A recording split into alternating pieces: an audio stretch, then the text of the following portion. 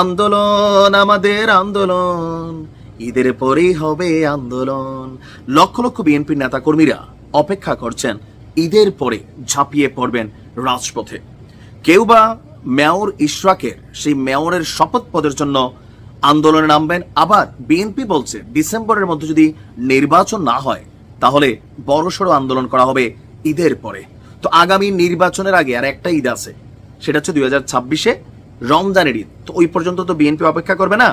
ডিসেম্বরের আগে এটাই ছিল শেষ ঈদ, এবং কি ঈদের পরে আন্দোলন, এই কথাটা অনেকটা ট্রলিং হিসাবেও বিএনপির জন্য ব্যবহৃত হচ্ছিল। তবে এবার কিন্তু সত্যি আন্দোলনে নামার প্রস্তুতি নিচ্ছে বিএনপি। কিন্তু এরই মাঝখানে বিএনপির এই আন্দোলনকে অনেকটা চাঁদের দেশে পাঠানোর পরিকল্পনা আছে সরকারের। কারণ বাংলাদেশে গত 5ই আগস্টের আগে পরে যে দৃশ্যপট আমরা দেখেছি, আপনি রাজপথে বসে সারাদিন চিল্লান, দাম দেবে না। স্কুল আদালত অফিস কলেজে চিল্লান, দাম দেবে না। আপনাকে যেতে হবে শাহবাগ, আপনাকে যেতে হবে সচিবালয়, আপনাকে যেতে হবে প্রধান উপদেষ্টার যেই সরকারি বাসভবন আছে যমুনা, এইসব এলাকায় গিয়া রাস্তা ব্লক করতে হবে।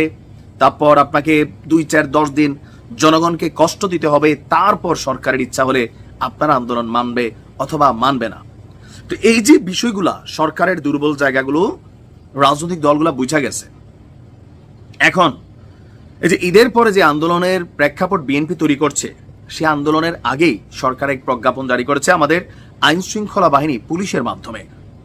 বাংলাদেশ সচিবালয় আজকে থেকে বাংলাদেশের সচিবালয় এরিয়া নাম্বার 1, নাম্বার 2 প্রধান উপদেষ্টার সরকারি বাসভবন যমুনা, নাম্বার 3 এর আশেপাশের যেই এলাকা, সেই সব এলাকাগুলোতে যে কোনো প্রকারের সভা সমাবেশ, গণজমায়েত, মিছিল, শোভাযাত্রা, কয়টা? 5টা।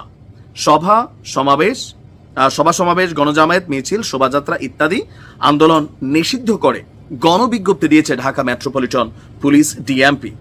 তবে এটা কি এই প্রথম? না, আওয়ামী লীগ নিষিদ্ধের আগেও সচিবালয় এবং যমুনার আশেপাশে আন্দোলন করা এরকম ডিএমপির পক্ষ থেকে নিষেধাজ্ঞা ছিল।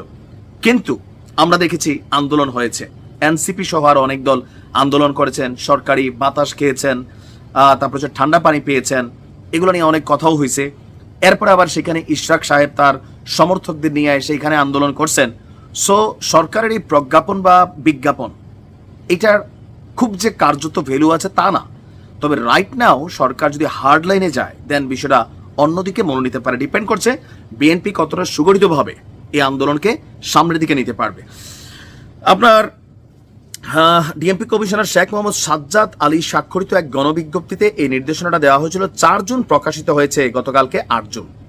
বলা হচ্ছে, এত দ্বারা সর্বসাধারণের অবগতির জন্য জানানো যাচ্ছে যে জনশৃঙ্খলা এবং প্রধান উপদেষ্টার নিরাপত্তা রক্ষার স্বার্থে ঢাকা মেট্রোপলিটন পুলিশ অর্ডিন্যান্স 76-এর 29 ধারায় অর্পিত ক্ষমতা বলে আগামী 9 জুন 2025 খ্রিস্টাব্দ সোমবার থেকে পরবর্তী নির্দেশনা না পাওয়া পর্যন্ত বাংলাদেশ সচিবালয়, যমুনা পার্শ্ববর্তী এলাকা মানে হোটেল ইন্টারকন্টিনেন্টাল মোড়, কাকরাইল মসজিদ মোড়, অফিসার্স ক্লাব মোড়, মিন্টু রোড, এই সকল এলাকাগুলোতে সভা সমাবেশ, গণজমায়েত, মিছিল, শোভাযাত্রা ইত্যাদি নিষিদ্ধ করা হলো।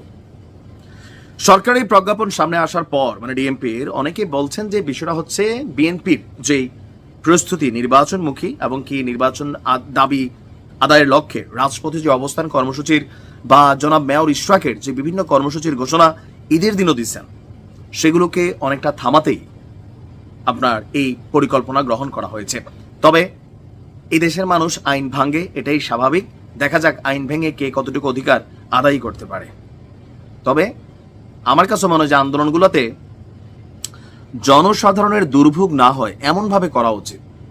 রাস্তাঘাট বন্ধ করে, কিন্তু কি করবে, ওই যে রাজপথে না নামলে দাবি আদায় হয় না, এটা একটা ইস্যু হয়ে গেছে। দেখা যাক কি হয়। ভালো থাকুন।